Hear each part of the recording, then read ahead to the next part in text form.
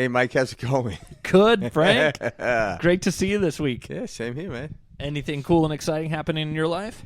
It's always cool and exciting. I'm the Fonz. I love it. Hey, I love it. I love it. Always in a good mood. Well, yeah, always. Yeah. I Only way to just live. get on the video. I'm only in a good mood during the perspective shift. Everything else is just a shit show. Hey, that's when we get to really let go. I love it. I enjoy doing this every week with you. How about your week? How's it going? It's so far so good, kicking things off. It's actually only Monday, so I was going to say a little too early to judge this week, but I got a good feeling about it, so I'm ready to rock and roll. Well, that's it. The good feeling is what makes it happen, right? That's it. It's the law of physics. But I am excited about this week's guest or this week's, our teacher that we're covering. Yeah, it's not we're presenting, yeah. Presenting. But today we're going to be going over a woman named Dr. Theresa Bullard. Yeah. And, man, she is great. I was first introduced to Dr. Theresa Bullard a couple years back. I remember, Frank, when you gave me access to your Gaia. Don't say that. Gaia's going to be like, what are you talking about? Sharing each other's passwords. Netflix is going after people. Seriously. Now you just Gaia's record next. it. They caught us. Yeah. So when I started watching Gaia and everything Gaia had to offer, which if you haven't checked it out, I highly recommend you take a look at Gaia. Yeah. A ton of great content. But she's on there, and she has a series called Mystery Teachings. Yep. As well as, I think she has a couple different other episodes. She also speaks at the LA Consciousness Expo. Yeah. She had 2 features on that. Yeah, and that's she was trained in or got into modern mystery teachings. Yep. Which I think the play, like I guess you call it like a university or what have you. It's out of Canada. Yeah, talk a little bit about this. This is cool. Yeah, so it teaches ancient teachings, one the Kabbalah, and also to Hermetics, which has been around for many. It's like ancient Egyptian and ancient Greek teachings. So the Kabbalah, I don't know too much about it. I touched on it, but like to get into Hermetics, I've studied that a lot, or I don't know, comparative to I don't know what. But there's a great book out there, a good beginning book called The Kabbalah. Nice. It talks about the 7 principles. And when you look at it, all these principles relate across the board to all religions. All religions are seeped in this. But you can't have any claim to religion with these principles.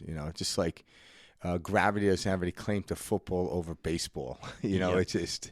Those are just different forms of sports where gravity, gravity affects everything you do. So those 7 principles are found throughout every religion. Yeah, they're seeped. Yeah, yep. All religions are seeped within them, but the principles aren't stuck within religion. Yeah, they're not for one religion. Yeah, and I could see how people came across having doctrines into indoctrination. You must do this, you must do that, because when someone obviously did it, there was an effectiveness to it, but it wasn't what they did. It was how they utilized the principles, and what they did was correlation to how it worked out. So what you mean is like somebody did something, they found success with it, and then they said, this is the way I did it, this is the way it must be done. Yeah, and so, but if you study the principles, so the principles are made to be studied, but then you use them on your own, so there's no cult attachment to it, or you must do it this way. But understanding gravity allows you to do whatever you want. And you could hopscotch down the street, or you could climb a mountain, or lay on the couch.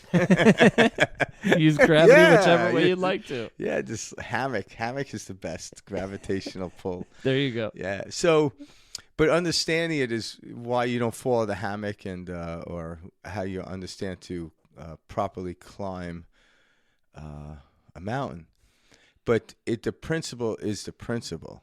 It's how we use it, and don't get hooked in. It has to be used this way. But it's the understanding of these principles, and I feel this is one of the things that we really weren't taught. We weren't taught about this at all.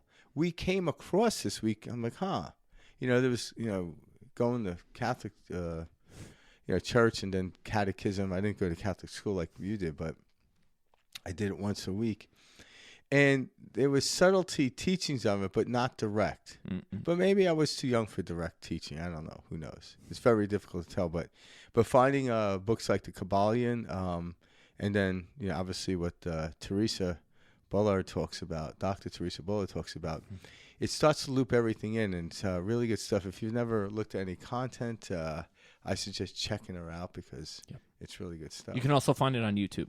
Yeah, oh yeah. Yep. Yeah, she has content on YouTube. We're going to show a couple of videos in a couple of minutes, but just give you a heads up about it. But yeah, and I like it because she brings out, she doesn't get I don't want to say deep into it. It's very light because this stuff, I see people talk about this stuff in a very serious way, like you must do this. Mm-hmm. And she's very light about it. When people are light about it, it draws you to it.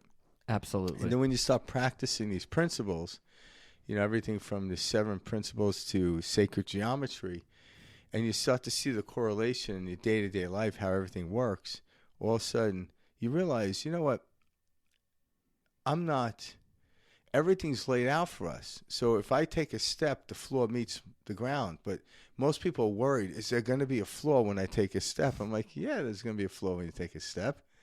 I'm like, and people are stuck on a landing, so to speak, and they don't want to move from it. It's like, well, how do I know it's going to meet my feet? I'm like, so they defer their experience, or they shrink their experience down in life without knowing. But when you understand these principles, your experience will expand in a focal way. You can okay, let me go try this, because understanding these principles, this will work out the way. And how it works out, that's where the mystery comes in. See, I love hearing you talk about it like that, because when I first started listening to Dr. Theresa Bullard speak and everything, it was funny because she had this background where her parents were pretty spiritual. Yes. She she was introduced to these concepts kind of young. And then, at an early age, she was like, okay, well, what's the science behind this? And she was always very scientific type thinking, and how can I prove this, type of thing. And hence her background, PhD, she's a physicist, all of that. But she, from at least the way I perceived her story and the way she explained it, she wanted to, go out and learn more about this scientific world. Well, as she was out learning more about this scientific world, she started realizing that even within the scientific communities, when we couldn't explain something or figure something out, it was like it was just disregarded, oh, that just doesn't fit into this equation, so we're not going to, learn about it. And she'd be like, everything is all encompassing. And so that is what kind of brought her back to spirituality, which is really cool, is science wasn't giving her all the answers she was looking for. And she's like, there's a way to marry these concepts, and that's my goal. And that's really what she does best. Is she gets in there and explains. Well, that's what science always has done, is always explained miracles, right? Because when you look what science came about, how far back do you go? You got stuff that goes, as we study it, we go back to the ancient Egyptians. Yeah. But in modern science, you can go, a couple of 100 years ago, or a little more than that, 300 years ago, which goes further back. It's like I'm limiting, but you just go back to Newton, and where he talks about the classic physics or Newtonian physics. But then when the turn of the century came in early 1900s, they came out with the understanding of quantum physics. Yep. But science will and quantum physics is the science of mysticism and miracles and energy. And we've got a clip of her covering quantum. All right. So we got so once we start, so science's job is to understand, because we don't want to just theology in the concept of these ideas, we can get hoodwinked as well, because if I'm talking about the miracles of Christ, say, Buddha, or what Moses did, any of these things. But if you can't show me how I can apply this and have that example in my life, it means nothing to me. Talk about all the great feats that Jesus did, but if I can't acquire at least 1/8 of that, and you see how it works in my life, what good is this teaching of Jesus, Buddha, all these people? What's the good of it? So it's to implement the principles. So there are principles that Jesus understood, Buddha understood, and Dr. Theresa Bullard's talking about. And as we start to apply these, you'll get a better understanding of what Jesus meant, and what Buddha meant in the understanding. So science is actually in the place of, how do we take this spirituality and then apply it into the physical world and use it? And that's kind of the marriage of it. And we're getting deeper and deeper. There's still a lot of stuff that we don't understand. You know, the doctors are still scratching their head about cancer, but then there's other people on the other side says, well, change the energy field around you and cancer will disappear. Or some like cancer didn't even exist in that new body, right? So these are the kind of principles that govern the universe. As we get to know them, we have more control. So right now, without understanding them, there's cause and effect. But when we start to understand them, we cause the effect. There's a difference. Well said. Yeah, we're more in control. So that's it. Yeah. So the first clip's about the Kabbalah. Yeah. The Kabbalah. Yeah. And so she's gonna get into like a brief discussion of this. It's very in depth, sacred geometry stuff. But here you go. Check it out. Let's take a look. So why do we call it universal Kabbalah? Well, first of all, it's because it's a universal pattern. But secondly, because the version of Kabbalah that we're talking about here with the universal Kabbalah is a Kabbalistic system that is not tied to any particular religion. Now, when most people think about Kabbalah, they think about Jewish mysticism. And there certainly is that. And in the Jewish mystical Kabbalah, they have developed a deep system of understanding the Torah and the hidden messages within the Torah. And they have studies of Zohar and rabbinical commentaries on the deeper mystical implications of the Jewish religion. And working with gematria and the study of numbers behind the words and the letters, and all of this is very beautiful. And in general, it is very much applied to our lives. It's in the same way that the Universal Kabbalah is. But in Universal Kabbalah, we focus much more on it being a map to the self. You know, how can we use this tree of life, for example, and how can we use the understanding of Kabbalah to really harness ourselves and to take it into a system of universal principles that don't rely upon any particular religious dogma or expressed ways of being. In the Universal Kabbalah, we're looking for what are the universal truths, what are the universal principles that we can all benefit from, no matter what your personal, spiritual, or religious preferences may be. You can benefit from Kabbalah. And so in the Universal Kabbalah that I work with is coming through from the modern mystery school tradition. And in the ancient Western mystery school tradition, there's influence from many different ancient spiritual traditions from around the world. So we work with some of the Hermetic teachings, some of the Templar teachings. We have shamanic studies. We have path of initiation through the Western mysteries and the lineage of King Solomon.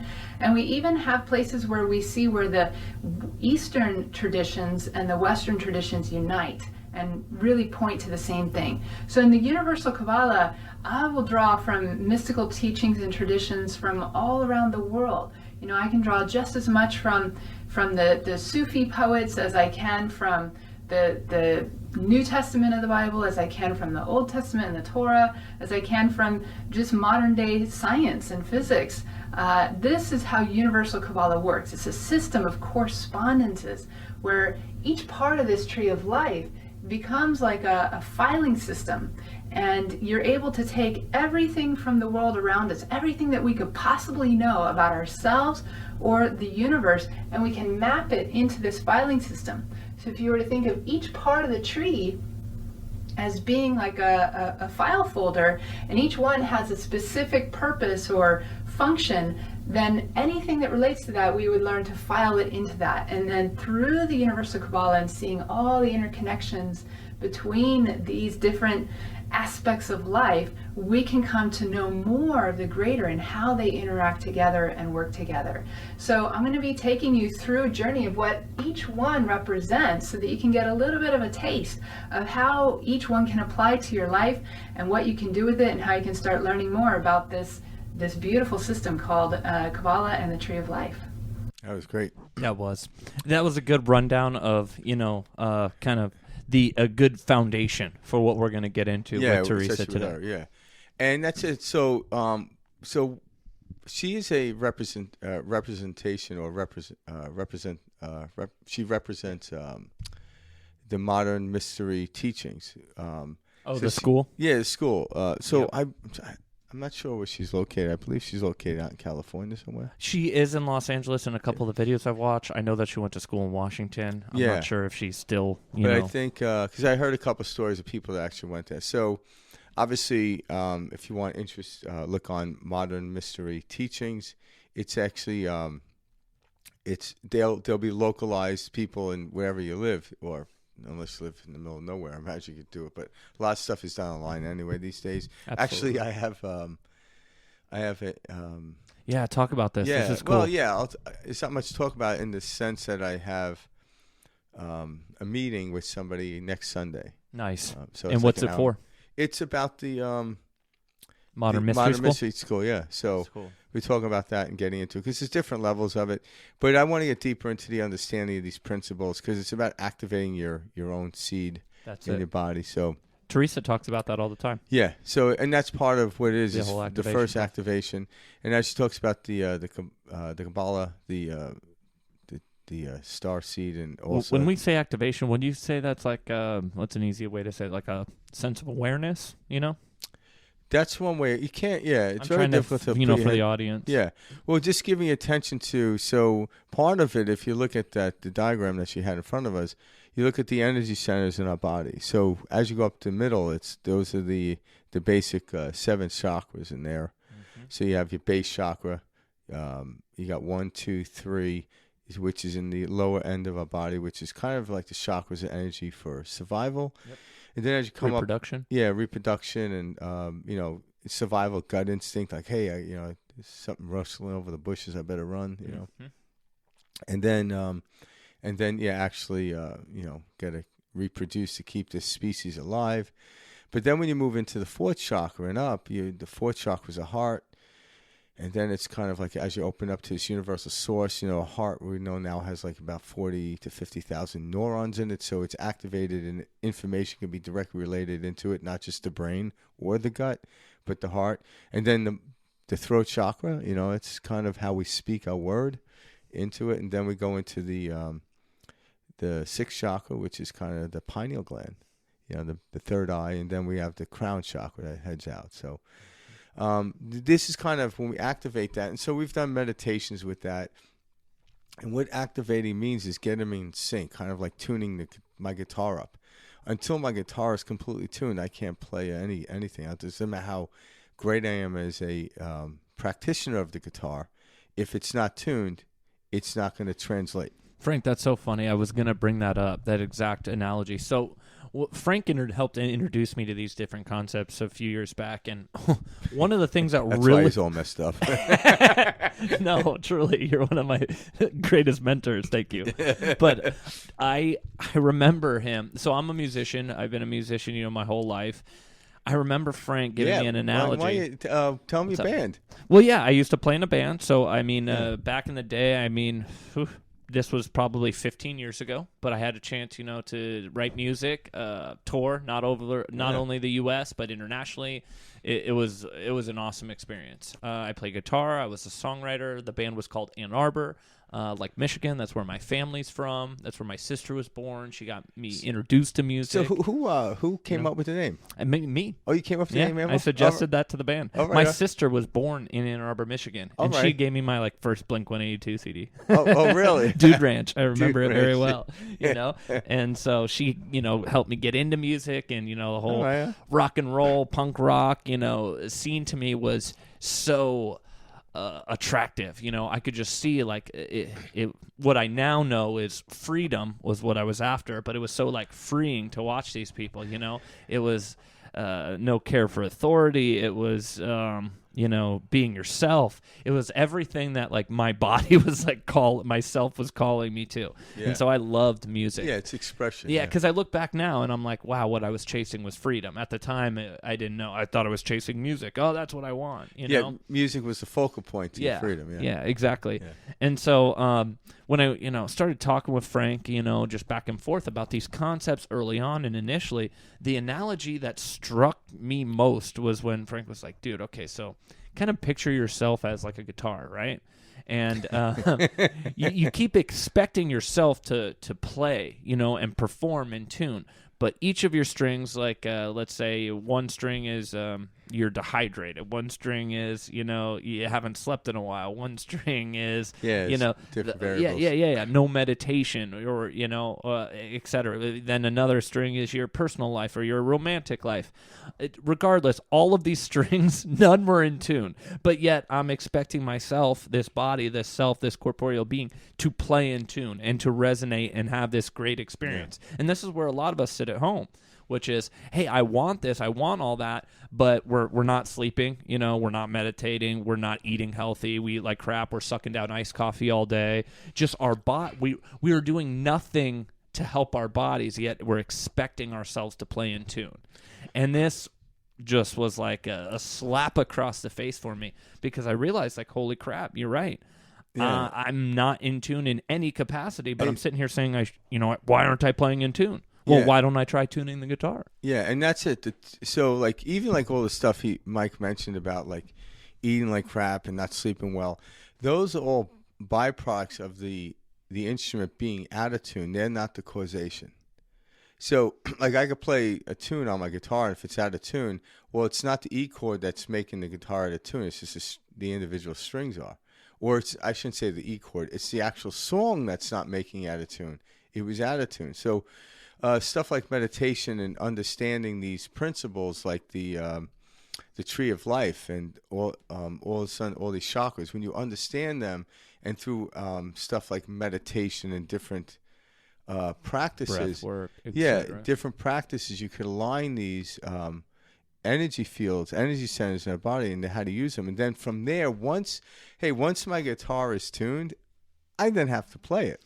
Absolutely. And I'm glad you bring that up, because it's not just what you're putting into the body. It's about your level of awareness, all of that. It does. But it starts at certain areas. Well, because that's what it is. Once your body isn't tuned, like, in other words, if I tune my guitar really nice, I'm not going to thrash it, right? I'm actually going to play it as best I can, so it doesn't get so far out of tune after just one song or maybe a couple of chords. So, like, for instance, like, if I got my body in tune by putting food in my body, would thrash the body. I could get it back into it. It's not the end of the world. But when you actually get to this higher tune, you naturally play at a rate where it's more consistent, to where you're knocking the instrument out of tune. So all of a sudden, food and activity is part and parcel of that. So people often say, oh, you got to eat this, you got to do this. I'm like, no. I'm like, you get this thing elevated, you'll occur to you to do this, and doing this will be easy. Playing the song is easy if the guitar is tuned, but playing a great song isn't going to make my guitar tuned. Yep. Like playing Stairway to Heaven or some classical piece on my guitar doesn't make it tuned. But tuning it allows me to then play classical easier. And that's the focus that we'll talk more about. But, I mean, so for me personally, going through the humdrum daily life, when you're very much so trapped in this third-dimensional grind, right? It's that, the day in, day out feelings. It's hard. It feels very hard to escape and to, like, you have like this brain fog and this cloudiness, and this comes from just the exhaustion, of life and thinking. And then, there's like layers to this. And what I mean by that is when you start, hydrating well, and you start going to bed a little bit earlier, and you start meditating, your body starts to feel better just naturally. The real stuff comes when the mind comes into play, because everything, and this is actually, I believe it's the first layer of the Kabbalah, or like the first teaching. Mind is everything, right? Yeah, because mind is the all. Yeah, the activity will come second. So, like, when you get really set, it'll occur for you to drink water, or it'll occur for you to go to bed when you need to go to bed. Like, there are days I only need 3 hours of sleep, and I wake up as if like I was calibrated at 8 hours of sleep. Yep. Days I need more. I don't question it. And I don't like, why do I need more 8 hours of sleep? Now I'm wasting energy on trying to figure out, We waste a lot of energy as human beings. Well, because we don't understand these principles. As we start to understand these principles, you question less. Yes, it'll be. This is why we're always tired. I'm out of sorts. Look, we're out of tune. How do I get in tune? There's a multitude of things. One of them is I sit, meditate, and do a breathing technique, and I put my attention on my chakras, my breath, what have you. And all of a sudden, like, wow, it's like having coffee in the morning. When you're tired, people have coffee because caffeine is a natural stimulant. Well, how do I get electromagnetic field stimulant, not a chemical stimulant? And that's what I'm learning now, is using my electrical stimulant, not my chemical. But when I use my electrical stimulant and activate it, the chemical is naturally produced in my own body. And that's what I'm learning. So all of a sudden that happens. And then all of a sudden my intuition picks up. Then it occurs to me to eat this type of diet, do this type of workout, go to bed at this time. But if you're trying to go to bed this time, eat this diet, and do this stuff, you ain't getting any closer to tuning the guitar. And if you tune the guitar, it doesn't matter what you learn, it's still going to, if I'm trying to play Stairway to Heaven on an untuned guitar, people are going to be like, whoa. And guess what? You're not going to want to play it. Mm-hmm. You're simply not going to want to play it. So understand these principles that Dr. Theresa Bullard's talking about will get you. That's like the base point. That's the brilliant. But everything is base. Mm-hmm. But then we elevate to a higher level. You start to see things completely different, and you start to act different. So you don't want to act as if you're on the high road, on the road you're on. Just know this, the road you're on is higher than the road you once were on.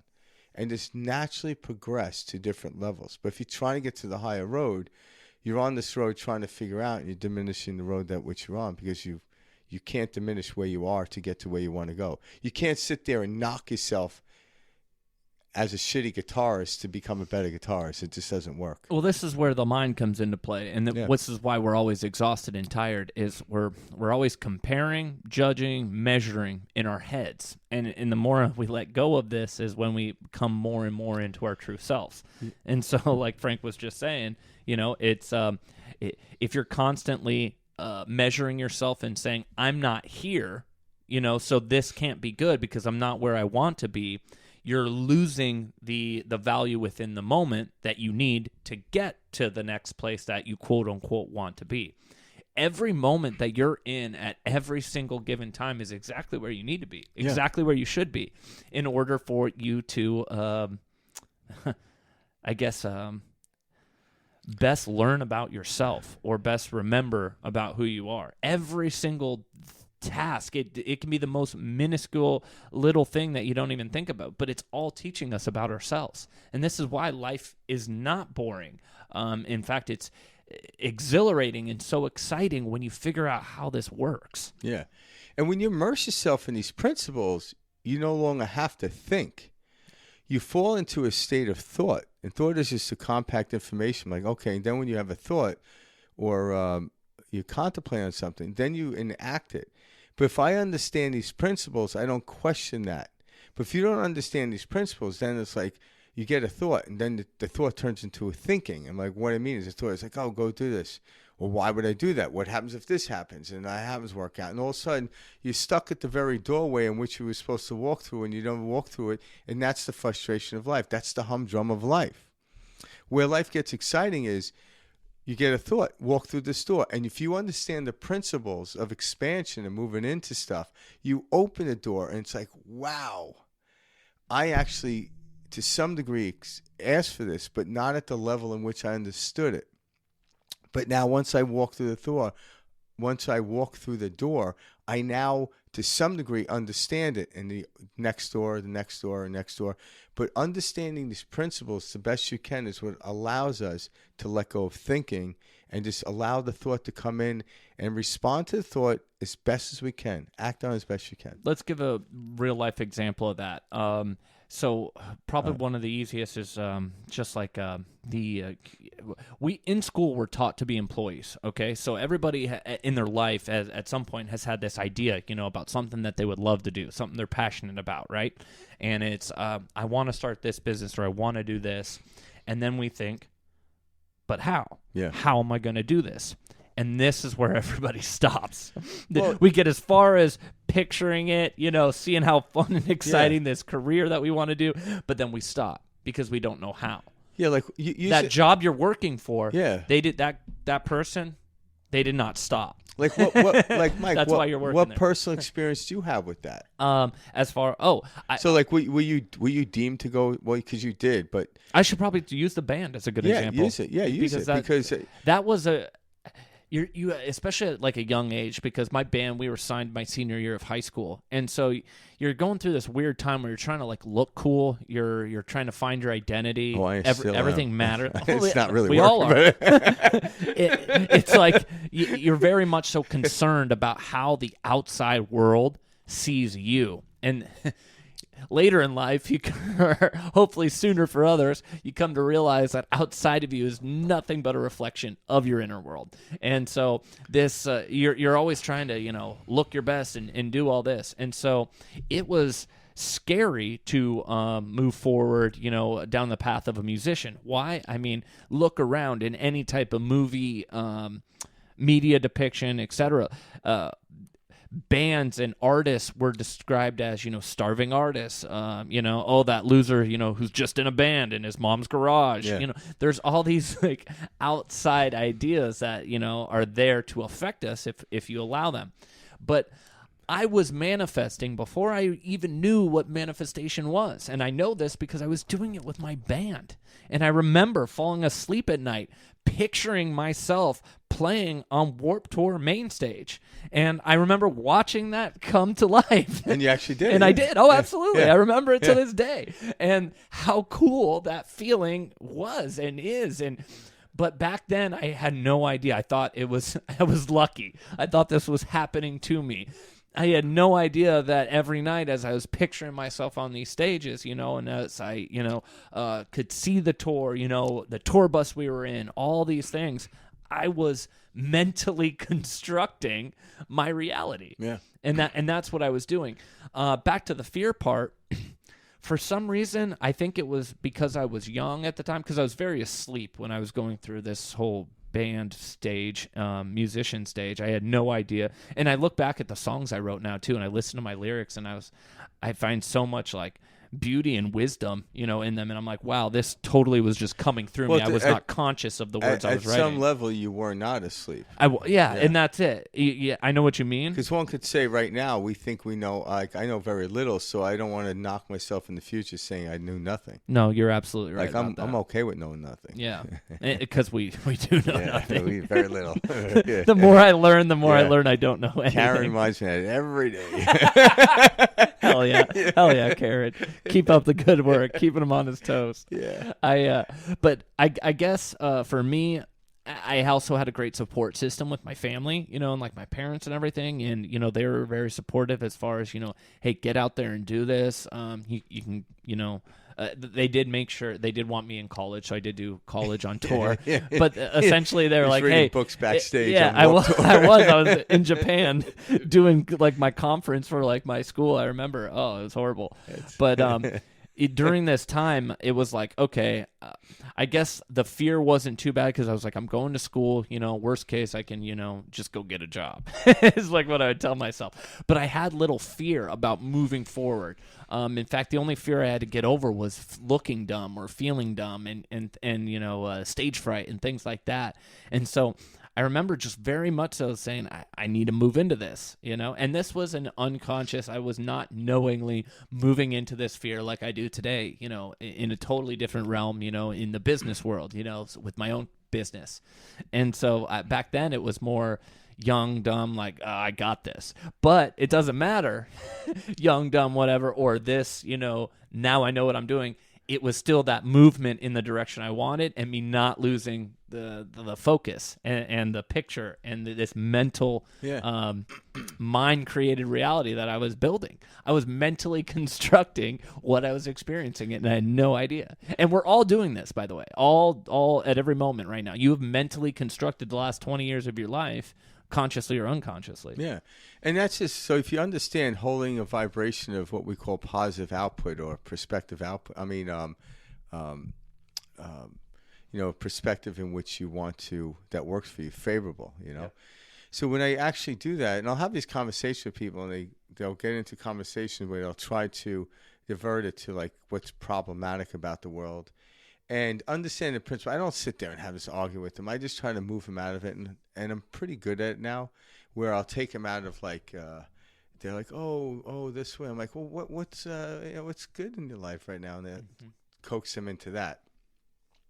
And then once all you of a give sudden, them a temporary reprieve, you know. yeah, like and once they're head actually above in water. that reprieve, they're smiling, and I says, okay, I want to point this out to you. I said, when you first we started this conversation, you were in this really very like going down the hill, and here you are. I'm like, do you realize that was a choice that you made?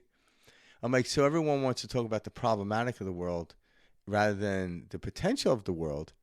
And the reason I'm bringing this up now is because once we start to understand these principles, you'll only put your energy towards what it is you prefer rather than what may happen poorly to you. Well, once you know, Yeah. you know when you have a knowing about that, it's like, why would I ever even want to bring any of that negativity in towards what I'm creating? Well, what's interesting is that stuff isn't even negative in what the connotation of bad.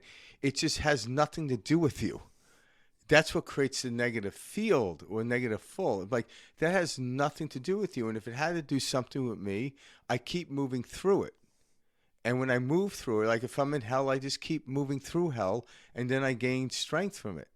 But I don't like look around the corner for hell. I'm like, I'm going to stand here. Why? Well, I haven't ran through hell. If I just stand here, I will never experience hell, because I'm like, that's hell unto itself. What was his name? Is it Steve Harvey? The guy who's on the host of that one game, a couple game Family shows? Feud? Yeah. Like he's on 5 shows. Yeah, I know, right? He says a great quote. He's like, if you're going through hell, why would you stop? Yeah, just keep He's going. like, keep going. Why would you stop in hell and just kind of, like you're saying, look around and No. bask in the suffering? But most people aren't even they're not even in the physical aspect of hell, but they're talking about it conceptually. I'm like, what are you doing?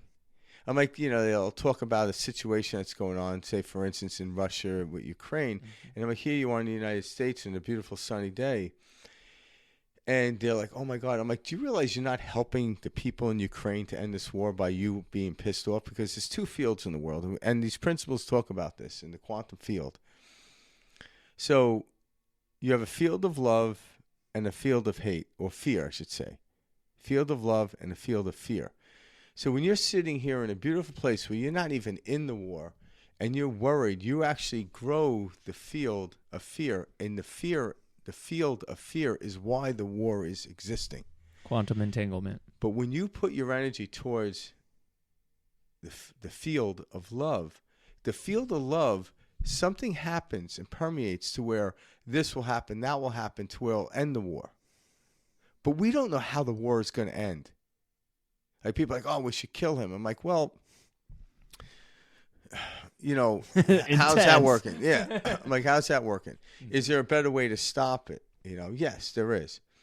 But fear, even though you don't want to be there, if you're facing fear, you're going to expand the fear if you go into love. But when you understand these principles, it's easy to step into the face of love, knowing that this will be resolved. But if you don't believe it, you're going to go to it, and you're adding more fuel to the fire. Like, oh, what are you doing? I'm coming to the scene of the crime. I'm like, you're creating more crime that way. Mm-hmm. But go to the area of love, and love is the resolution of everything. And these principles that Theresa Bullard talks about, Dr. Theresa Bullard talks about, when you start to understand them, you would mainly stay, there's times where I have amnesia and I fall into that, but then I get out of it, because I know when I get out of it, all these things, the argument I have with someone, it resolves itself within like an hour of its time. And then I realize I'm the one who created the aspect of the argument. It wasn't something that came and blindsided me. I was the one who did this. Yeah. I was the one who occurred to it. And there are people on the planet that are thinking that way, but if I get into the state of love, Mike gets into the state of love, the field of love, and more people do, it creates a vortex, and people get sucked into it. So the stronger the field of love is, the greater electromagnetic field is, the more people will get sucked into it.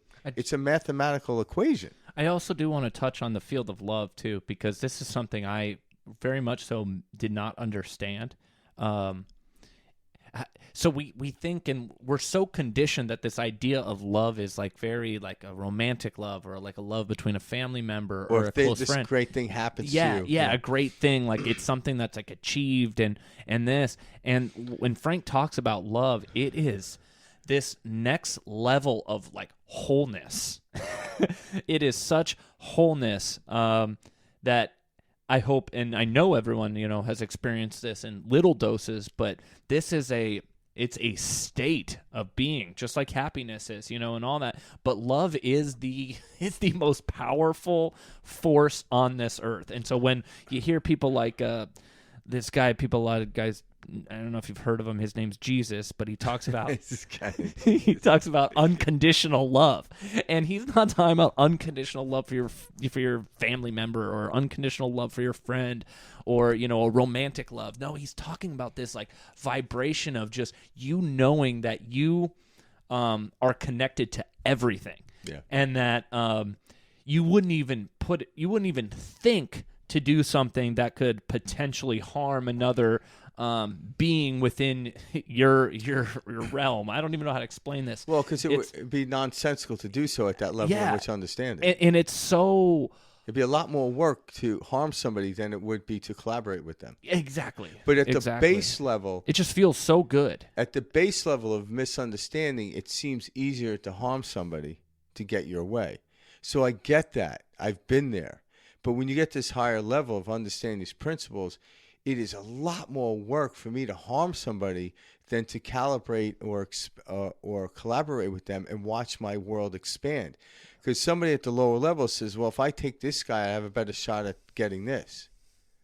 And I'm like, if you're up here, I'm like, you have a better shot at getting this if that person's with you. Yep.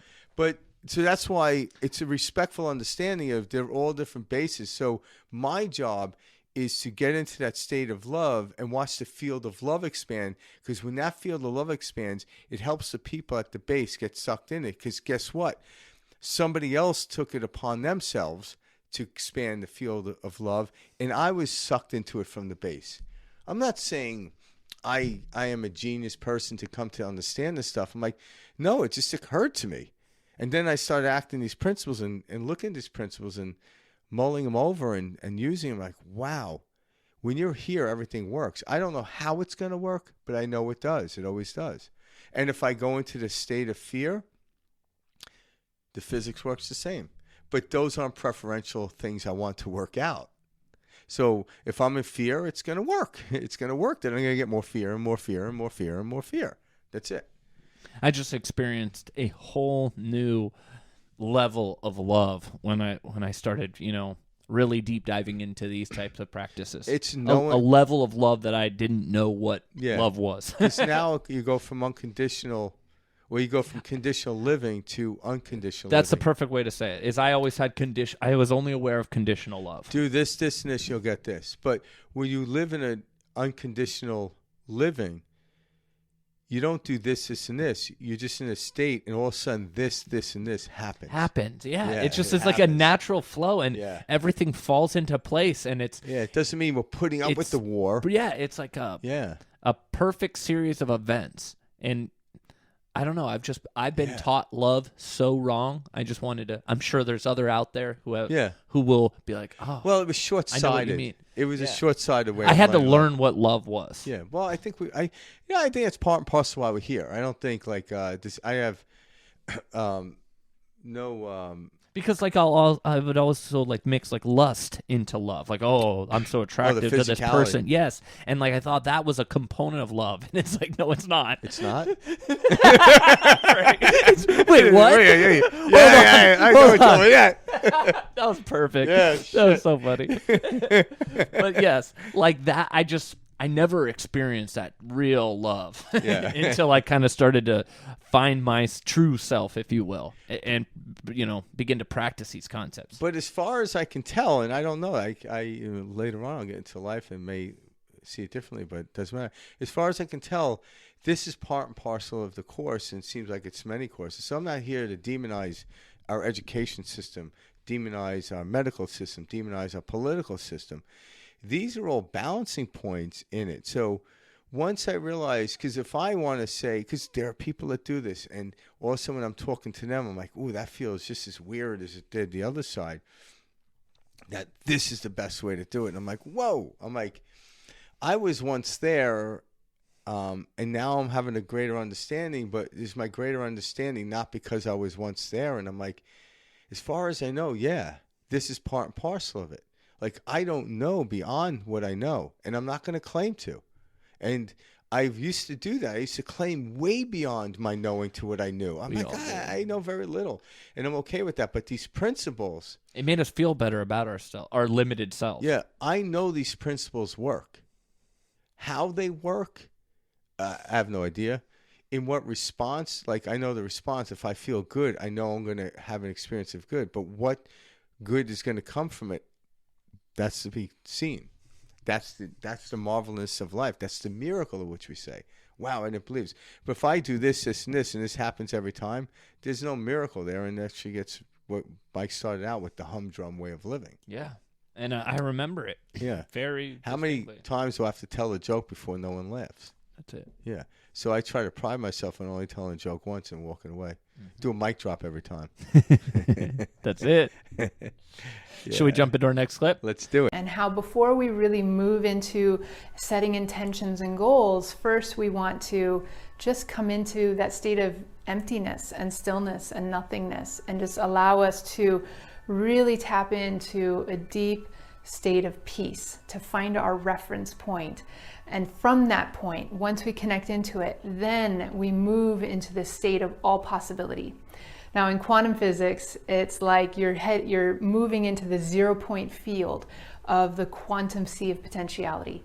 And once you hit that 0 point field, then all possibilities become available to you. And quantum physics tells us that in the quantum realm, everything is possible, and it's all simultaneously there and available to us.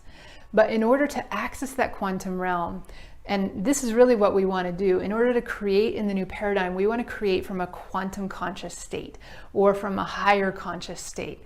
And so we want to really figure out how to access that quantum realm. And the key has to do with coherence. Now, I recently had somebody asking me after they have signed up for my Quantum Transformation Formula online training, which is all about how to manifest our goals and create our ultimate life. But they asked me, well, when it comes to planning and setting our goals and having SMART goals, which is about, they're measurable, they have specific times to them, they're executionable. So how do we set goals like that in a time that is so uncertain, in a time that is, there's so many variables that are outside of our control, such as when can we get back to work, and what can we achieve when we do, and when can we take that trip that we want to take, and all of these things are kind of out of our control. So how do you create in such an uncertain time? And I would say that we have to reinvent the process of creating in a way, because most people try to create from their personality and from learned behaviors and knowledge that's very practical and tangible and based upon the realistic material world.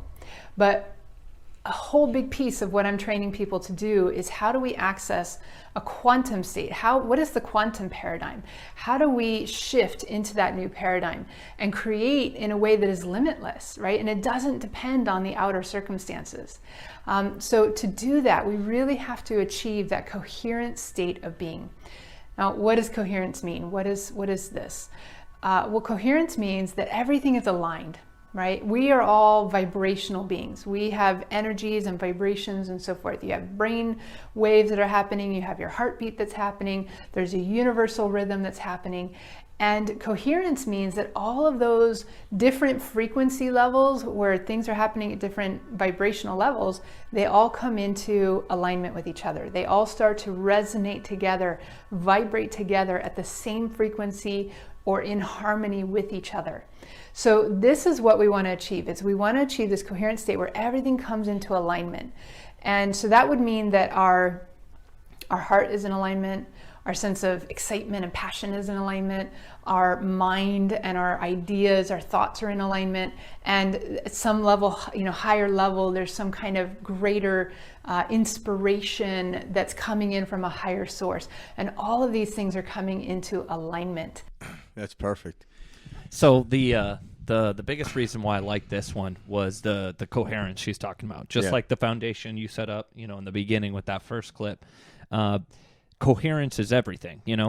We start to realize, okay, so we have this heart that's beating. We've got these brain waves, these different brain waves that are all going. And how does this all work together? And this is what Dr. Theresa Bullard is talking about.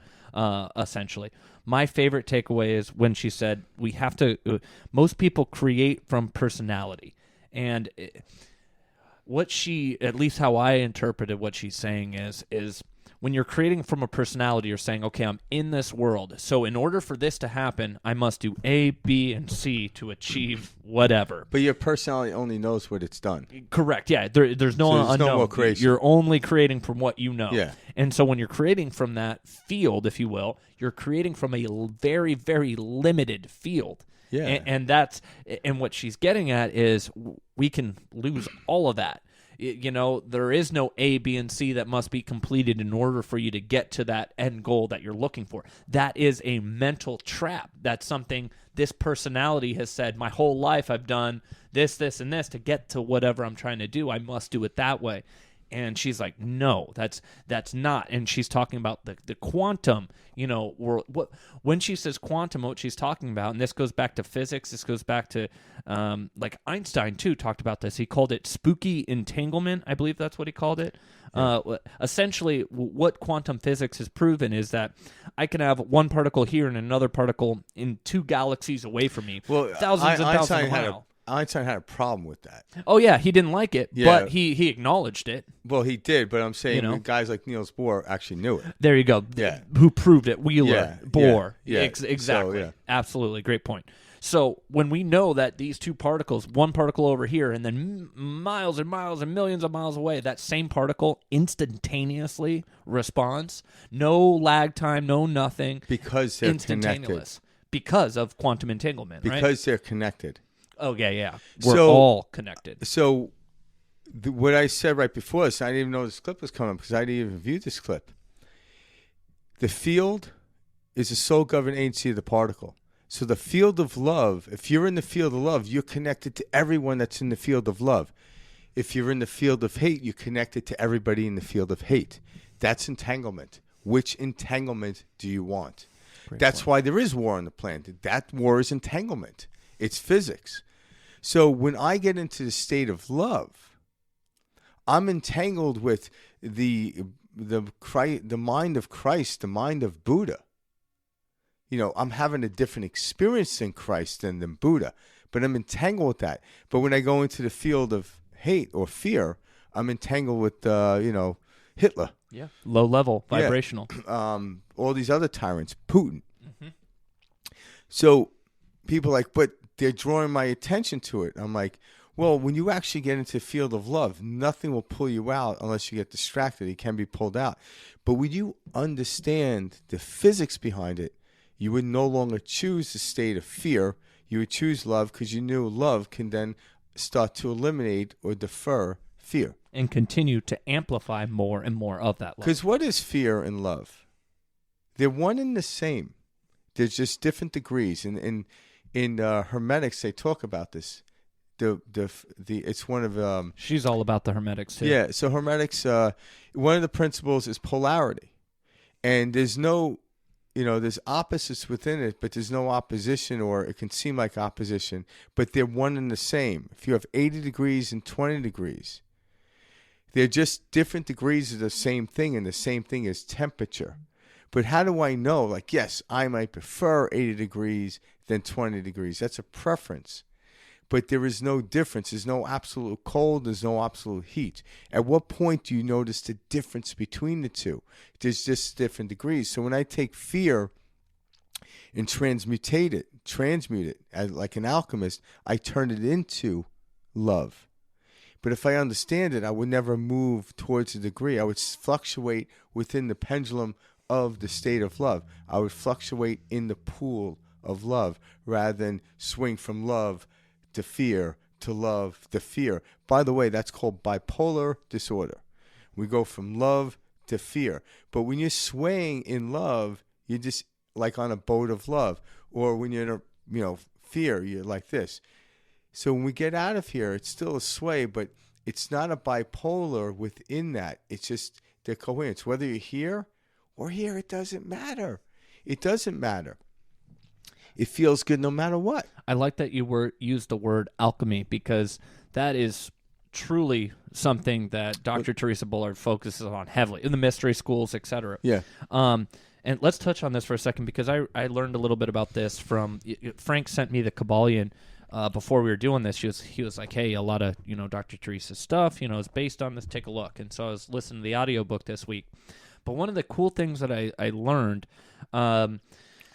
these teachings, how they were shared and passed down back hundreds of years ago, or whatever timeline you want to put on, thousands of years ago, they were shared in very similar fashion to kind of like the Bible. Like they were shared in stories and parables, and so they'd be like the alchemist is turning from lead into gold, etc. But how they passed this knowledge down was also through the verbal word and this written word, and it was because you had to explain what these parables were getting at when they're saying, hey, we're taking this and turning it into that. And this transmutation and how it relates to our bodies, our focus, and our mental projections is how we're ultimately turning lead into gold. And that's why, scientists today, when they hear the word alchemy, they oh, that's hooey. You can't do this, you can't do that, And it's like you're losing the real reason and the real teachings behind this. What was kind of created in a way to pass this knowledge down, you're saying that's exactly what they're saying. You're interpreting this way, and it's like no. Back then, information was shared very differently, just like the Bible. The Bible and what Jesus was talking about, he was talking about consciousness. The Bible is a book, a bunch of parables and stories about consciousness. That's what it was here to teach us, and then we turned it into this religion, and man created this. We were and blah, told blah, blah. we were told how to think about it. Correct. In a very narrative way. This is how you ought to look at it. But again, someone said this is how you ought to look at. You should look at it this way. All of a sudden, when someone does that now, I'm like, well, I'm going to try looking at it differently. So it almost forced me. Someone said, look at it any way you want. I don't know if I would have had the capacity to even do that. So I think there is part and parcel of it. I could be wrong. But that narrative created an expansion in my world. So I was like, okay, well, what happens if I look at it this way or this way? All of a sudden you realize it's infinite the way you can look at it. And even now within the field of science, alchemy isn't a bad word. They're using it a lot. Because alchemy, it just means transmuting or transferring energy from here to here. You take electricity off a telephone pole and... You're an alchemist. Well, yeah. It's like, how many volts coming off the wire opposed to when it gets into your house, you're knocking it down to 220. You're transforming it. Mm-hmm. So you're taking it from there. And it's just a base understanding of what I'm talking about. But if you can take a moment in time where you have an argument with someone, say a loved one, your wife or your girlfriend or whatever, it doesn't matter. Mm-hmm. And you realize really heated argument. And then you could turn it around and be more in love with yourselves afterwards. Now, this happens all the time. It does. But if you don't understand the principles, you have this yo-yo, very bipolar experience within the relationship. But when you understand, it's like we can create, like I could be in a state of love with somebody and then create another alchemy aspect and produce another higher love. I don't need to go hate somebody to feel good. I don't need to eat bad food so next week I could eat good food to feel good anymore. We no longer have to do that. We could expand in the field of love. There's infinite expansion in it. But in the past, yeah, okay. So you subconsciously start a fight with that person, and in an hour you're loving each other and you feel good and you love that. And you didn't feel that even before the fight started. And you're like, okay, but subconsciously, like, well, if I say something stupid, I often do that. But then I realized this isn't working but then we start understanding these principles, it's weird. Like, you can go without having an argument, a fight for a while, but then you realize, wow, our love is deepening and getting stronger. I'm like, this is endless. But consciousness, when I'm conscious, I only choose to keep going in the expansion of that direction, which is endless. But when I'm subconscious, I might have these old subconscious triggers or beliefs, and I go in, I'm like, oh, shit. And then I'm like, then we feel better. Whereas I feel better than when I was arguing, but I don't mistake that for having to continue to do this anymore, because to me it's pointless. It becomes pointless.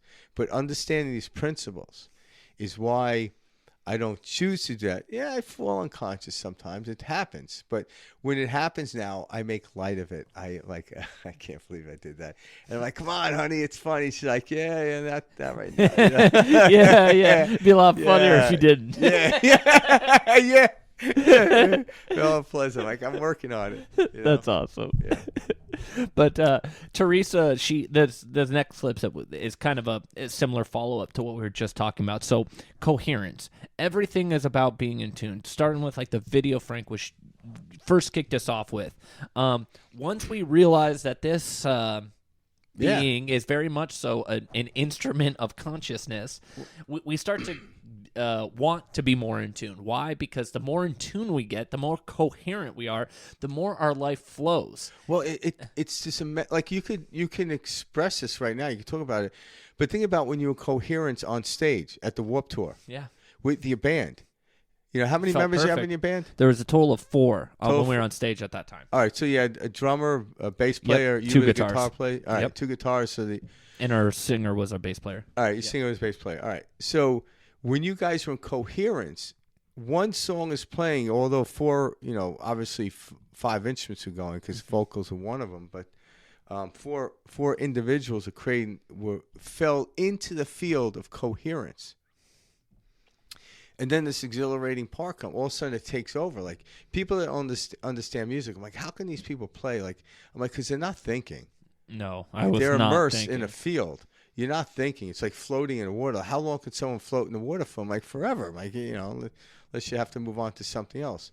It's funny, we called it muscle memory. It wasn't muscle memory either. It was it was electromagnetic field. It was a field. The field is the more I look back on my experience now that I'm fell into a field, understanding kind of what was going on, the more I marvel over what was going on. Yeah, without me even knowing. But did you ever have moments like at rehearsal where, like, you were out of sorts or somebody was out of sorts? You play. It's like, whoa, what's going on? All the time. Yeah. So all the time. It was because one or a multitude of you guys just fell out of the field. The field, like, once the song is done, that's the field. Let's get into the field of this song. And then all of a sudden the field takes over. Yep.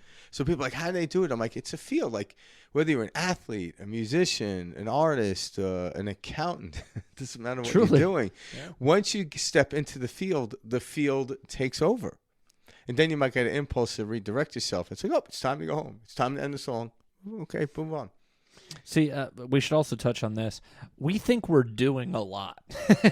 we're not really doing that much. At least I know this for me. I remember thinking like, oh, I need to do this, and then I got to do that, and then this is going to happen. And while it's happening, I'm like, oh, I'm doing this. And it's like, no, you're very much so a part of the field, and you're witnessing it from your perspective, and then your ego is taking credit for it. The more your life starts to flow, like my business, I'm having a great year business-wise, etc.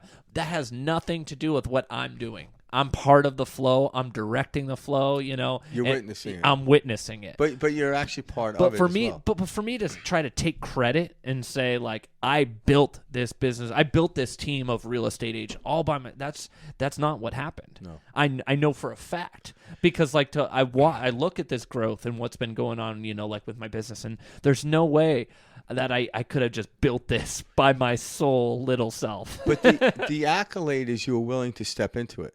So anyone that's ever successful, they never, like the interviewer that's talking to them, never talks about the thing they built. They talk about how did you get to the place where you built this. And it's interesting. Let's start from the beginning, because it wasn't like, oh, let's talk about this item and go on. It's like, no, it doesn't matter. Like, you don't hear when people interview Bill Gates, you don't just sit there and talk about Microsoft and what it what it is. They don't like, oh, let's talk about this. It's like, no, I'll have a technician talk about it. Oh, I want to know how you built Microsoft. I want to know how you built SpaceX, Elon. And that's the question you asked, because we want to know, like, how do I get into that state? It's a state. And in that state, everything connects and everything flows. And when you're in the state, you see it, you feel it. And then when you feel, then you do. But if you feel miserable, you do misery. When you feel great, you do great. So if you want to do great, you got to feel great. I do want to point out that when you listen to these greats that like Frank's referencing right now, and whatever bit of information and advice that they shed, that is not the only way. And in fact, they're describing it very much so from one little perspective. And what every single one of them is talking about is consciousness. Consciousness is fundamental. There's this beautiful story about these 5 different gentlemen that were all feeling an elephant. And each of them described the elephant in a very different way, because one was touching the leg and they thought it was like a tree. An elephant is like a tree. One was touching the side of the elephant, all across the side of the body. They said an elephant is like a wall. Another was touching the tusks or the long, snout. Different parts of and describing it from their way. Were any of them wrong? Absolutely not.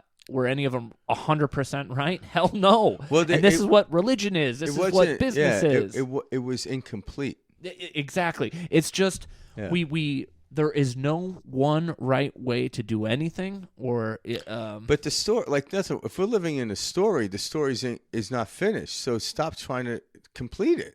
We're just always looking for that. Oh, that's it. That's the one answer. We're trying to finish it. And if you want that one thing, the best way that I can describe it is consciousness. That's it is the skeleton key to as much. To open as many doors as you possibly can, because you realize what you're playing in is participatory reality. Yeah, or just know that door's open. Yeah, and it always has been. And you've been the one holding it shut, playing like it's not. Because if we get caught up in how many doors I opened up, you're no longer at the door in which you're in. Yeah, I don't know. I remember when I was like watching people that I respected, and I was like, oh, that's it. That's the answer. Yeah. No, no.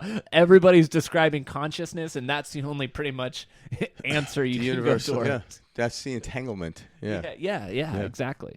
Right. Let's play this next one. All right, let's check it out. When we can achieve a state of coherence within ourselves, let's just take, for example, brain coherence. We have all these different frequencies and energies, vibrational levels happening within our brain.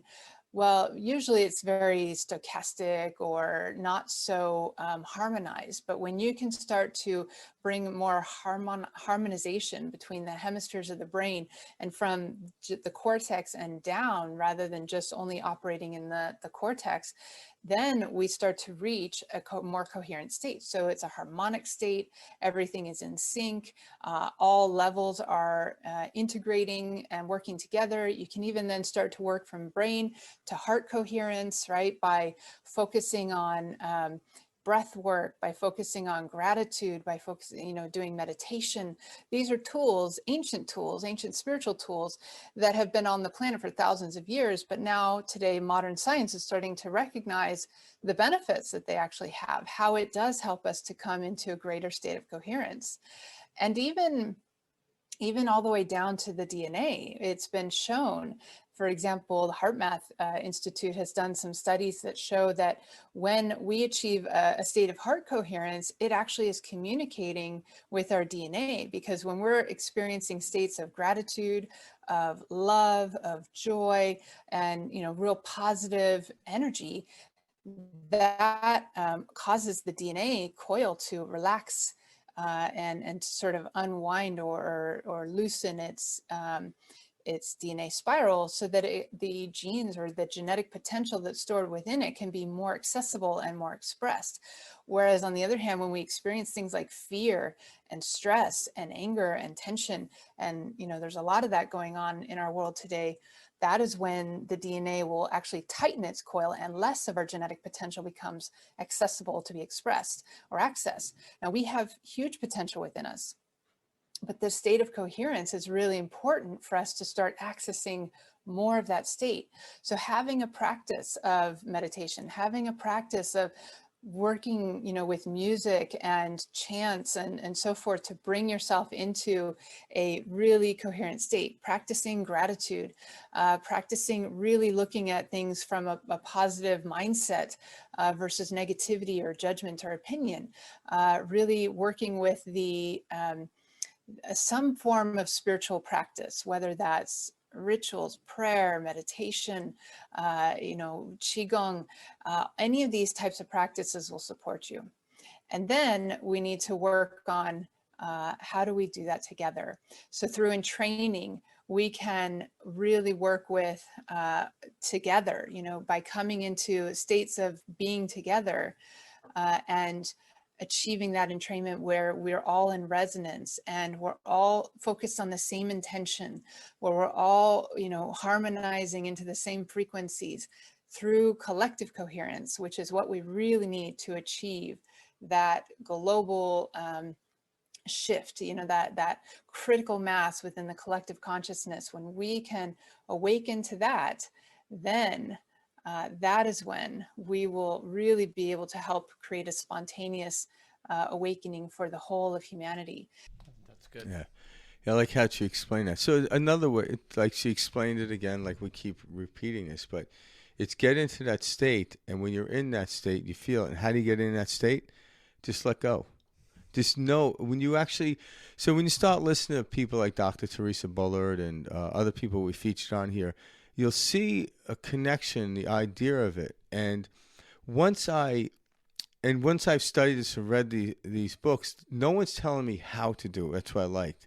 In the beginning, people told me how to do stuff, and I would do it. And I'm like, oh, I didn't really get the effect that they told me I'd get. And know what they told me? You did it wrong. There's no wrong. So way. I remember when someone said, You're doing it wrong. Yeah, so it's like, hey, meditate. And I'm like, oh, I got to try meditate. I'm like, I feel, am I doing it wrong because I feel frustrated? I'm like, nope. There is no right or wrong way to meditate. And I'm like, oh. So I'm not holding any goal over it, but there's a discovery when I meditate. There's a discovery when I do stuff. But you notice people aren't telling us what to do. They're teaching about the principles. And so when I listen to all these different people, everyone from Eckhart Tolle to Dr. Theresa Bullard to Alan Watts, they're all saying the same thing, just differently. And so then I have to say it differently, but then I do it differently. But the principle itself, like she said, has been around for, this is actually the physical world in which we live in, was formed by these principles. The principles didn't come later. It was like they were formed by the physical world, so they were always here. Now, how far back can we go in existence? Say how long humans? Every time I've studied that, I don't. It always goes back further every time we study. So depending on who you speak to, and I'm not going to here fight it because I don't study that type of stuff. I don't go back in history and find out when the first human being was here. I'm not an archaeologist to dig stuff up. I'm not an anthropologist as well. I know a little bit about it, but just enough for me to talk about what I want. I don't care when it started. It's here. Yep. It doesn't matter. Yep. It doesn't matter we invented the car. I have a car now. I just want to drive it. No, exactly. Yeah. My favorite thing about that clip was probably the majority of us walk around pretty not only out of tune, we're just not in sync. And this is what she's talking about with the coherent side of things. A way that I like to describe it is we as a society are very left brain taught, conditioned, and thinkers. And what I mean by that is we want to measure it, we want to know what it is, we want to be able to clearly define it, etc. And this is how the world around us is based off of facts, etc. All this, and these are left brain associated features, if you will. We are leaving this whole other side of our brain, this creative aspect, this spiritual aspect, as if it doesn't matter. And this is why we're walking around exhausted and why we feel burnt out, and all this is we're very top heavy, if you will, on the left side of the brain, and even like the neocortex, because the neocortex, we're like front brain thinkers. We got so much going on here, and it's not until we allow this very delicate balance of the full brain, and this is where meditation comes in, to allow us to begin to experience this coherence, if you will. But essentially, what she's describing is about getting the entire body in tune, not just thinking from the perspective of science, math, etc., but taking in, consideration of the wholeness of, spirituality, creativity, art, music, all of this. It's a balance. It's not only this way like our society has taught us. We have been taught to live very much so within this box, and it's an unrealistic box, a box of unrealistic expectations, and we all know this and we all acknowledge it, yet we still hold each other to it, and we're like, nope, you need to be doing this, and this is how society says this is wrong and this is right, and we try to hold each other to it, but in reality, we all kind of know it's bullshit, and we all kind of know, like, yeah, I don't really like doing that either. And it's very funny. And I remember seeing this, as my parents lightened up, later in life. And, I talk with them more.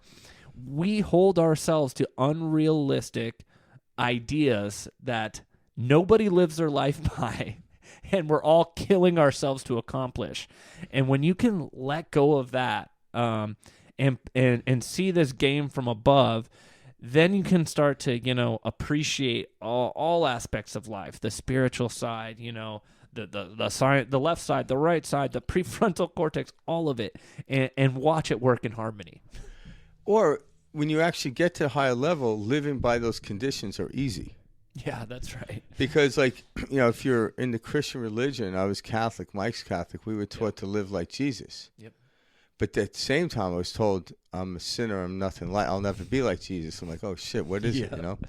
But I had to come to that conclusion myself. So all of a sudden, but as I go higher up the ladder of understanding this, without trying to climb the ladder, just allow it to attract me up. Like when I was a kid, when I was climbing a tree, I was always climbing for something. I'm like, hey, let me go for that branch right there. And I get to the branch. I'm hanging out. I'm like, oh, check it. It's a cool view. Then I look. I'm like, hey, let me go to that branch.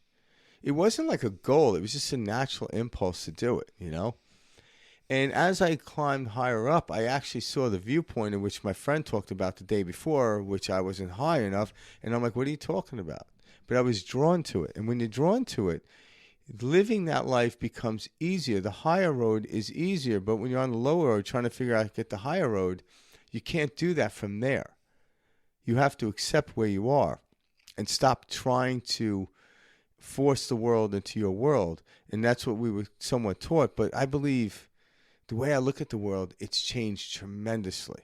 And what I mean is people like Dr. Theresa Bullard, how many views were on this video where, 20, 30 years ago, people were like, what the hell is this shit? Yeah, exactly. More people opening up to these concepts, Like there are people I watch that have been dead for a long time, like Neville Goddard. Yeah. Like this guy died way before YouTube happened. And do you know how many YouTube pulls he has? Millions. Oh my God. So these are concepts that he never, he's not experiencing. He is on a different realm.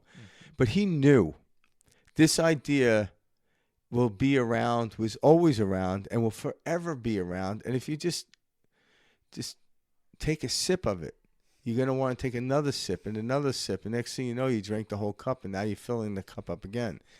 And all of a sudden, you get into that state. When you just fall into that state, all of a sudden, it's like, if you want to know how the party is, go to the party. But don't try to figure out how I don't know if standing out front, asking everybody, how's it in? How's it in there? Yeah, it's like, and it's true. So and guess what? If you head into the party with an attitude of this is going to be fun, you will have a fun party. If you go into the party with an attitude this is going to suck, you're gonna be true. But it doesn't mean everyone in the party thought it sucked. And just that happens every day. Yeah. When you get out of bed, you decide, oh my God, today I got to do this, then that, and then I got this after work. The day sucks before you have even gotten in the shower. Yeah. You've already turned that day into a shitty day. And I noticed that if there are other individuals that are in a different field, say I'd break it down to the field of love and the field of fear.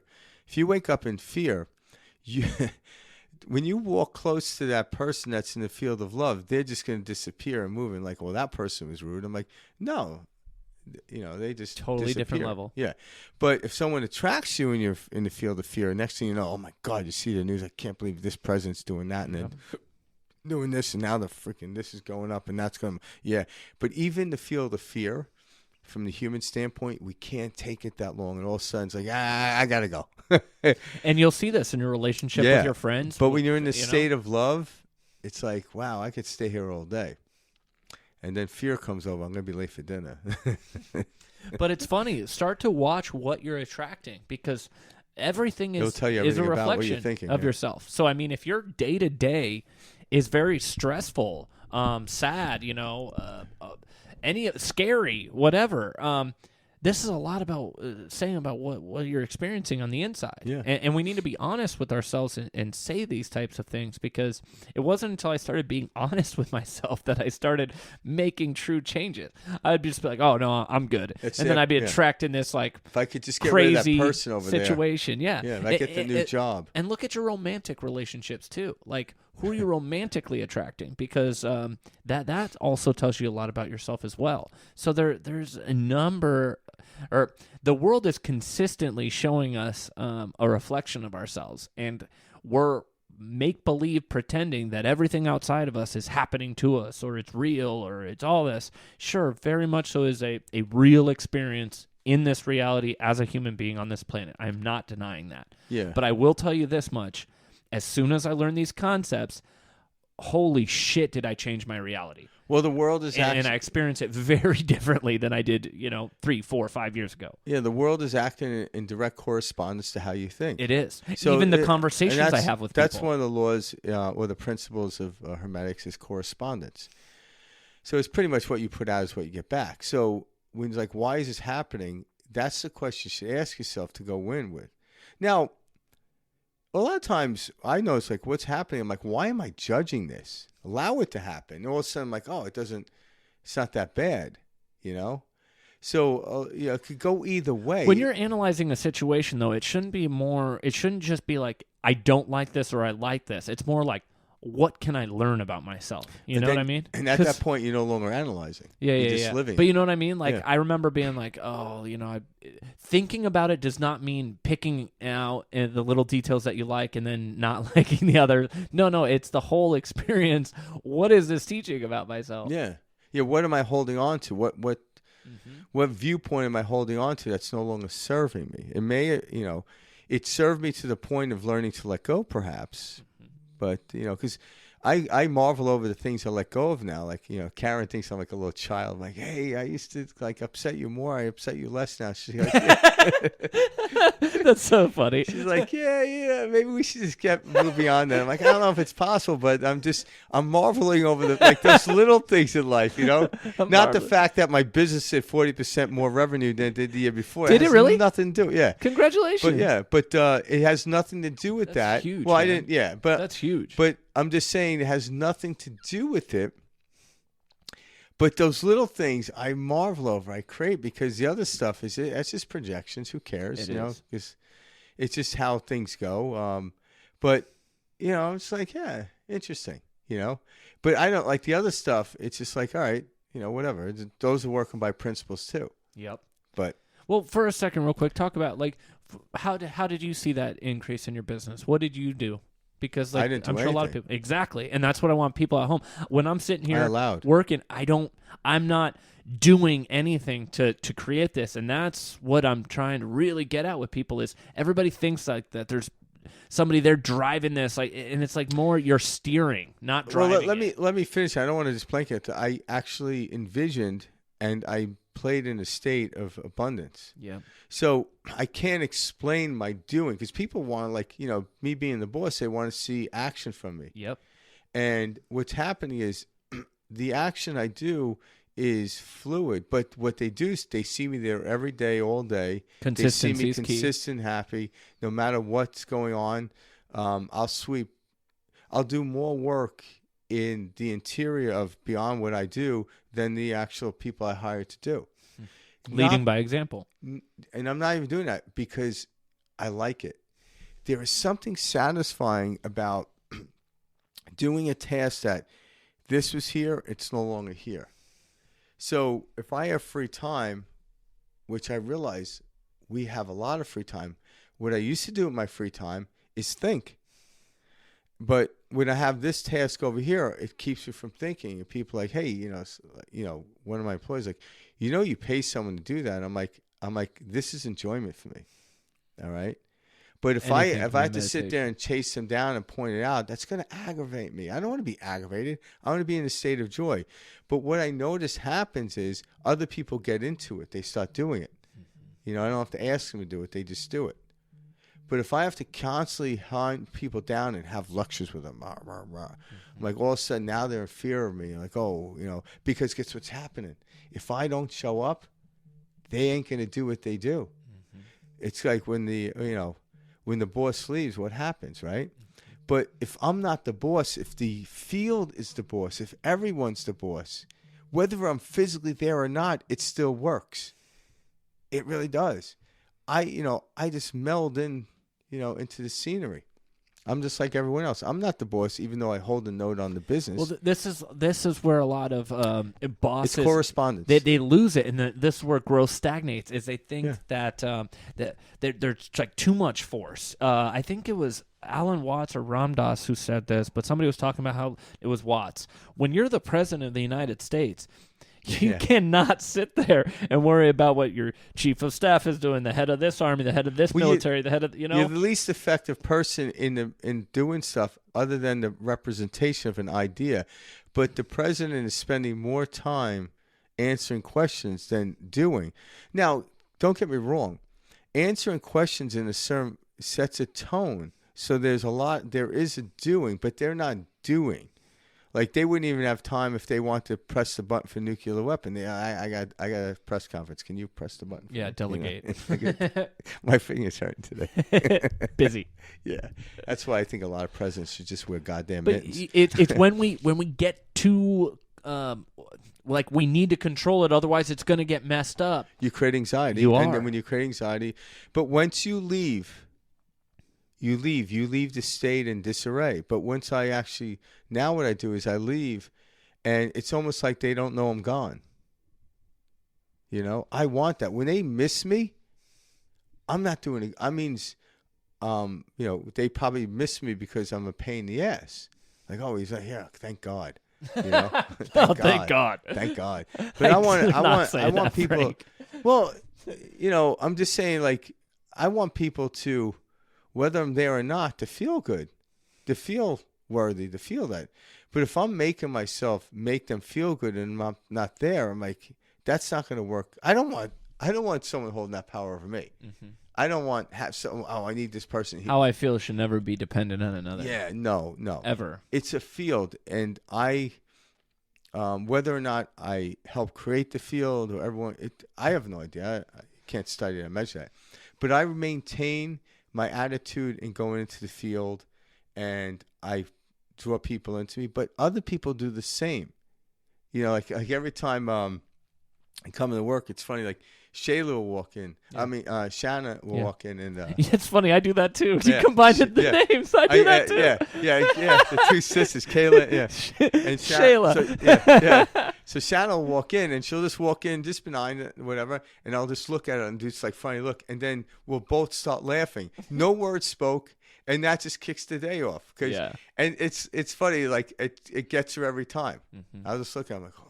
Like that. Like, what's wrong with you? But again, it's that. And I don't plan it. The day. Like, I didn't know she was walking in, and there she is, and I act like, oh my God, like a robber's coming to my house. Who is this? Yeah, like, and she's like, what's wrong with you?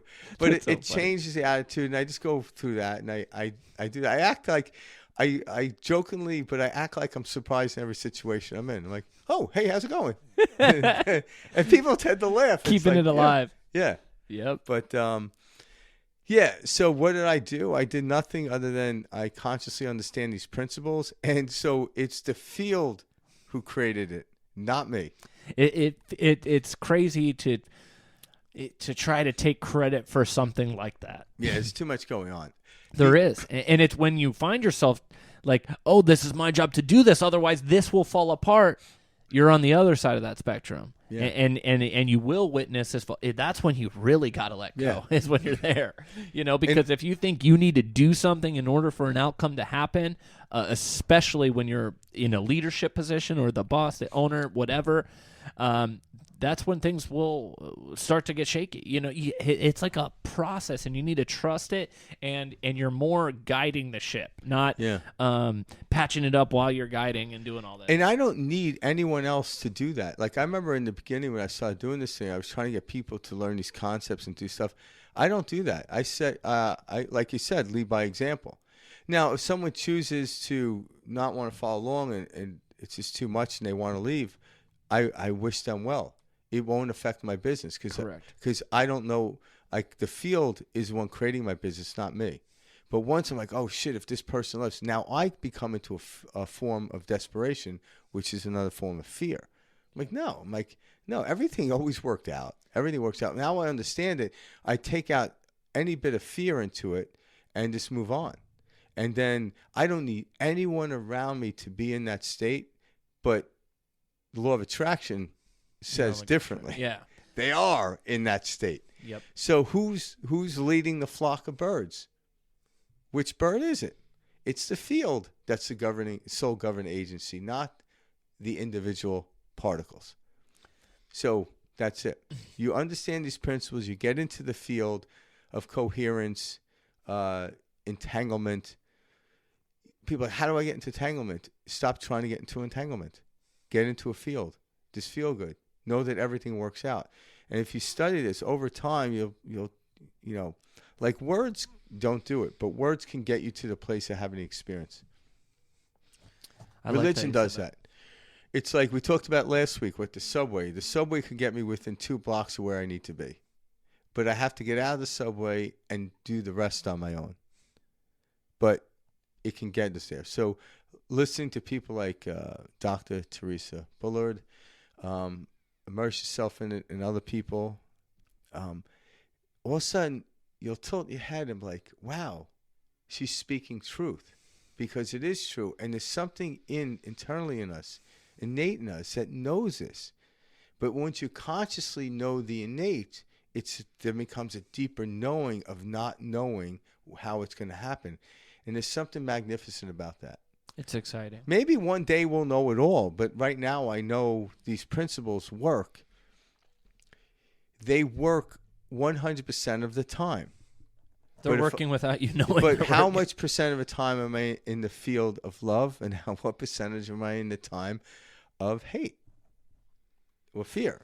I do want to leave it with this. So you and I talked about this before we started. One of my favorite things that Theresa Bullard talked about was I was listening to one of her lectures. I don't know, it was earlier this week, but she was explaining, like, it's in the silence that we find the most is when we're able to kind of create, is where we're able to create from the most. And what she's getting at, and I remember really, really understanding what this meant, and this changed a lot for me personally. But this deep silence is really the only moment that we ever have. And this is what people talk about when they talk about the eternal now or being present or all that. It's this silence that's the same thing. It's a quieting of the mind. It's the no head chatter, etc. And she likens it to, like a breathe. You breathe in, and then there's a silence before you breathe out.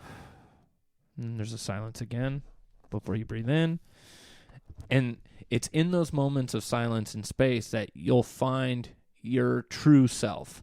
And this is the same that goes for music or spoken word. It's the silence in between what's going on that allows us to see or to experience what we're listening to or what we're watching or whoever's speaking, etc. And there's this quote by Rumi that I really loved, and I wanted to kind of share that with you too. And I wrote it down. It's, silence is the language of God. All else is poor translation. God being source, God being the ether, God being everything that we're experiencing. That comes from the silence. Anything else outside of the silence, it's coming from mind. It's a creation. That's why he calls it a poor translation. It's the details, and you're associating with the details. So in your practice, when you're at home, or when you're going to work, when you're at work, try to find those moments of silence and really appreciate those moments. And those will be the moments that give you more energy to feel at peace, to be able to surrender, to be able to grow from and create from. At least that's what I personally experienced. Yeah, and the whole idea of finding it, there's more space than there is stuff. Oh, tell them the thing about if you condense us all down, aren't we like in a size of a sugar cube or something? Yeah. The entire world or something ridiculous. But notice, like, in order for a seed to germinate, it needs a space in the ground. That space is what allows, otherwise the seed won't do anything. So space is who we are. We're less chatter than we think. We're just only experiencing chatter because we're focusing habitual. on that. Yeah, or habitual beings. Yeah, our focus is on that. Now we take our focus and put it on the space in between the words, the silence in between the notes. When you look at a tree, it's the space around the tree that lets me see the tree. Instead of looking at the tree, look at the space behind it. That actually gives you more of an abstract. That's what all these abstract artists were doing. They were seeing it differently. People, that's not how it is. I'm like, well, you're narrowing your focus. But when you start to look at stuff, it's like, wow. And just by looking at the space that surrounds the tree, you start to create new neurons and new understandings of new possibilities in the world. And then you enter into a whole nother connected field. And correlation, coherence, you actually like, I get it. I get it. And then you start to see it and experience it. And then you just want more of it. And you want more of it. You want more of it. That's it. And you just dive deeper into that silence. There's nothing you got to achieve. There's nothing you're going towards. It's the silence. It's decluttering. And all of a sudden, people start to become minimalists now. And I don't care if you're, worth $20 billion. You could be a minimalist at $20 billion because money doesn't take up space anymore. It's just digits on a computer. Mm-hmm. It doesn't, right? It's not like a drug dealer that has like 5 rooms full of cash. Cash everywhere. Yeah. I got mine in my walls. In the walls. In the walls. Yeah. All right, people. So, if you haven't, check out Dr. Theresa Bullard. Yep. She's on YouTube. She's also on Gaia with Mystery Teachings. Yes. And I look forward to other presentations that we're going to have with other people in this field. And if you have any, people request, again, send us an email or comment in there, and we'll get back to you with that, all right? That sounds great. All right. See you guys next week. All right. Peace out. Thanks, Al. All right.